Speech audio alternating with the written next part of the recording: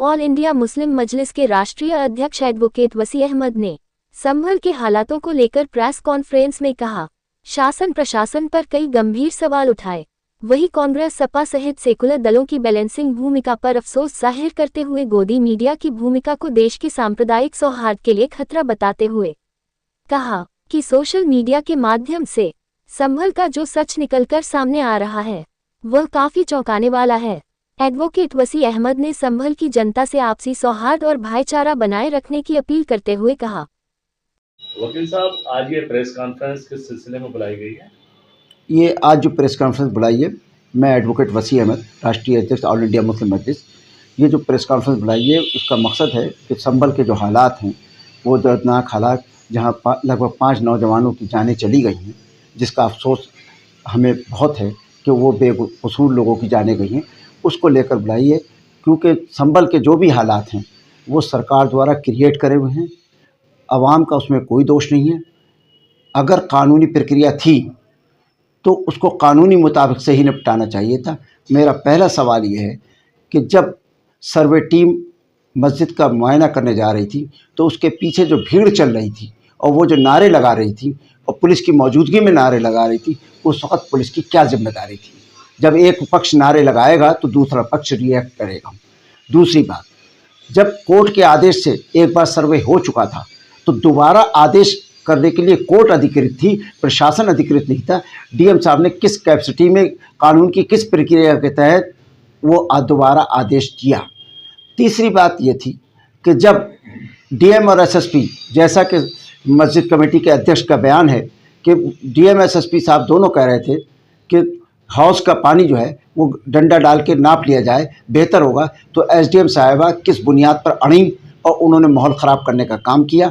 तीसरी बात यह है कि सीओ साहब का जो रोल सामने आया है और जो अब मीडिया में आ रहा है कि वो अपनी नफ़रती भाषा का इस्तेमाल जो कर रहे थे, जिसका रिएक्शन में ये बवाल हुआ है और इसके लिए पूर्णतया प्रशासन के लोग जिम्मेदार हैं। कौन कितना जिम्मेदार है ये जांच का विषय है, ये उसमें तय होगा। क्योंकि बदकिस्मती ये है कि देश के हालात को भारतीय जनता पार्टी ने नफ़रत में तब्दील कर दिया है, जिसके असरात प्रशासन से लेकर जुडिशरी तक पर पड़ रहे हैं। जब हमारी अदालतें भगवान से पूछ के निर्णय लेंगी तो अदालत का मजाक तो उड़ेगा। तो इस चीज़ों को हमें देखना होगा, इस नफ़रत को कैसे ख़त्म करना होगा। हमारे और हिंदू भाइयों के बीच में जो नफ़रत की दीवारें खड़ी की जा रही हैं, मोदी मीडिया दिनों रात हिंदू मुस्लिम डिबेट करके जो हमारे घर घर गाँव गाँव नफ़रत का बाजार गर्म कर रही है, इसको हम कैसे, क्योंकि ये कहीं से कहीं तक देश हित में ना था ना है और इससे देश को बहुत नुकसान होगा अगर इस नफ़रत को वक्त रहते नहीं रोका जाएगा। जहाँ तक हमारी सेकुलर पार्टियों का नाम है, वो इस वक्त दोनों को बैलेंस करने के चक्कर में स्टैंड नहीं ले पा रही हैं और ये नफ़रत का बाज़ार दिन ब दिन बढ़ता जा रहा है, जिसके लिए हर नागरिक की जिम्मेदारी है कि इस नफ़रत को रोकें, इसको कम करें। वरना आए दिन प्रशासन, खास करके उत्तर प्रदेश का हाल ये है कि मस्जिदों के ऊपर हमले हो रहे हैं, मस्जिदों के आगे नारे लगाए जा रहे हैं। वो कौन लोग हैं, लेकिन कोई कानूनी कार्रवाई नहीं हो रही है, जिससे हौसले बढ़ रहे हैं और इस तरह की मानसिकता के लोग दिन ब दिन बढ़ते चले जा रहे हैं। ये वही लोग थे जो भाई भाई बन के साथ साथ रहते थे, आज उनके दिल और दिमाग में इतनी नफरत पैदा कर दी है कि छोटे भाई बड़े भाई को नहीं छोड़ने को तैयार है। इस नफरत को रोकना हम सब की जिम्मेदारी होती है, चाहे वो बहराइच का कांड हो, चाहे अयोध्या कांड हो, चाहे संभल का कांड हो। दिन ब दिन जो उत्तर प्रदेश में कांड हो रहे हैं उसमें सिर्फ नफरत और नफरत की आग, और मोदी मीडिया का रोल इतना गंदा है कि वो जो अपने हक की आवाज़ उठाता है या तो उसे उग्रवादी या आतंकवादी के नाम देकर उसको बदनाम करने की कोशिश करते हैं। जब भी कोई अपने हक की बात करेगा तो उसको कोई टाइटल दे दिया जाता है। ये मोदी मीडिया इस देश को तबाह बर्बाद कर रहा है। हमें इसके बारे में सोशल मीडिया के ज़रिए इन ताकतों को रोकना होगा, क्योंकि मोदी मीडिया यहाँ के उद्योगपतियों ने ख़रीद लिया है और उद्योगपति जो कहेंगे मोदी मीडिया वही गाना गाएगा, जैसा कि हम देख रहे हैं और जैसा कि देश में हो रहा है। 1992 में बाबरी मस्जिद की शहादत के मौके पर उसको मैनेज करने के लिए कांग्रेस सरकार ने एक एक्ट पास किया था कि अब जो भी 1950 में जो जैसी धार्मिक स्थल है उसमें कोई रद्दोबदल नहीं की जाएगी।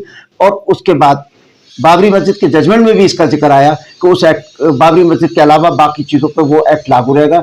लेकिन क्योंकि अब अदालतों में दिन ब दिन रोज़ मुकदमे बढ़ते चले जा रहे हैं और उस एक्ट की अहमियत ख़त्म होती चली जा रही है, अदालतें उसको कंसीडर नहीं कर रही हैं, ये भी चिंता का विषय है। और दिन ब दिन एक जो तबका एक्सट्रीमिस्ट कहिए, जो बहुत शिद्दत पसंद वाला तबका है, वो रोज एक मस्जिद के नीचे मंदिर निकाल रहा है। और इस तरीके से अब तक लगभग 150-200 मस्जिदों की लिस्ट आ चुकी है कि उनके सब मंदिरों पे बनी है। 300 साल 400 साल से किसी को नहीं पता, बगैर किसी सबूत के, बगैर किसी चीज के सब मस्जिदों के नीचे मंदिर निकल रहे हैं। बाबरी मस्जिद का जजमेंट खुद बता रहा है कि कोई मंदिर तोड़कर मस्जिद नहीं बनाई गई थी, लेकिन आस्था के बुनियाद पर जजमेंट किया गया है। इसी तरीके से अब वो आस्था के आधार, कानून कहाँ है और आस्था कहाँ है, इस पर झगड़ा हो रहा है और दिन ब दिन ये नफरत बढ़ रही है। इसको कैसे रोका जाए, इसके देश के जिम्मेदार लोगों को बैठ के सोचना होगा, क्योंकि भारतीय जनता पार्टी अपनी सत्ता को बनाए रखने के लिए इस नफरत के खेल को बरकरार रखना चाहती है, क्योंकि उसने इसका एक्सपेरिमेंट गुजरात में किया था। अब वो पूरे देश में उसका तजुर्बा करना चाहती है और उसके जरिए अपनी सत्ता को कायम रखना चाहती है। तो इसलिए मैं देश के जिम्मेदार नागरिकों से अपील करूंगा कि वो इस मुद्दों पर आगे आएं और सच्चाई को सामने लाएं और अवाम को जो गुमराह कर रहा है मीडिया, उसका मुकाबला करें और अपनी अपनी स्पीचें, अपने अपने वीडियो के जरिए लोगों के माहौल को साजगार करें। वकील साहब, जैसे कि मोहन भागवत का एक बयान कुछ समय पहले आया था कि मस्जिदों के अंदर मंदिरों को न तलाशें, उसको कहाँ तक आप सही मानते हैं? ऐसा है, भारतीय जनता पार्टी शेर की सवारी कर रही है और जितने शेर की सवारी से नीचे उतरेंगे वो शेर उन्हीं को भस्म कर देगा, क्योंकि उनके लोग मंच पे क्या कह रहे हैं, पार्लियामेंट में क्या कर रहे हैं, पब्लिक में क्या कर रहे हैं, सब दुनिया देख रही है। और ये शेर की सवारी एक दिन बीजेपी को खा जाएगी, क्योंकि शेर जब इतनी आग लगा देंगे लोगों के दरमियान और उसको रोकने जाएंगे तो वो लोग फिर उसकी बात नहीं मानेंगे।